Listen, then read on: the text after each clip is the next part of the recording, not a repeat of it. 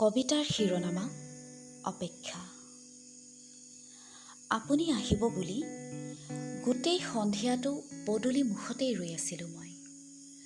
গুটিমালিকাৰ সুবাসেৰে ন কইনাৰ দৰে সজাই তুলিছিলোঁ গোটেই সন্ধিয়াটো। গধূলি গোপাল জোপায়ো জক মকাই ফুলি উঠিছিল আপুনি অহাৰ অপেক্ষাত। পদূলি মুখত থকা শেৱালি জোপাই মোলৈ চাই মিচিকীয়া হাঁহি এটা মাৰি তলমূৰ কৰিছিল। হয়তো সহিব পৰা নাছিল মোৰ দুচকুৰ আনন্দৰ উজ্জ্বলতা।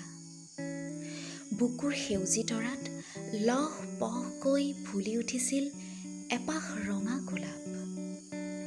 মূৰৰ ওপৰেৰে কিৰিলি মাৰি উৰি যোৱা ঘৰমুৱা চৰাইজাকে যেন মোক দি থৈ গৈছিল আপুনি অহাৰ বতৰা। অনাকাংক্ষিত হেঁপাহ আৰু সপোনবোৰে দেহৰ ৰন্ধ্ৰে ৰন্ধ্ৰে তুলিছিল হেজাৰ হেজাৰ ঢৌ। হঠাৎ বতাহজাকো যেন হৈ পৰিছিল এক উন্মাদ প্ৰেমিক। ক্ৰমশ সময়ে বাগৰ সলাইছিল। অপেক্ষাৰত প্ৰতিটো পল অনুপল মোৰ বাবে ৰূপান্তৰিত হৈ পৰিছিল একোটা যুগ। শেৱালিজোপাৰো সেউজী হাঁহিটো যেন লাহে লাহে হেতা পৰি মূৰ্ছিত হৈছিল। মেঘৰ আঁৰত লুকাভাকু খেলা জন্তুৱে যেন মোলৈ চাই ইটিকিং কৰি হাঁহিছিল। উফ, কি যন্ত্ৰণা এই অপেক্ষাৰ। আপুনি বাৰু সঁচাকৈ নাহিব নেকি?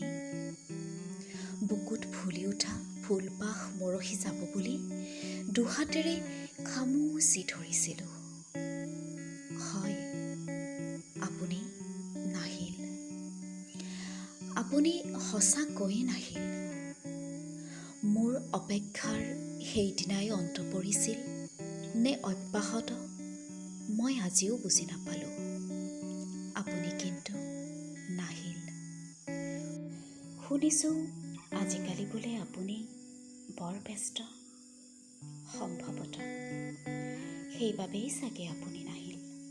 হ'ব দিয়ক, নালাগে আহিব। মই ভালেই আছোঁ।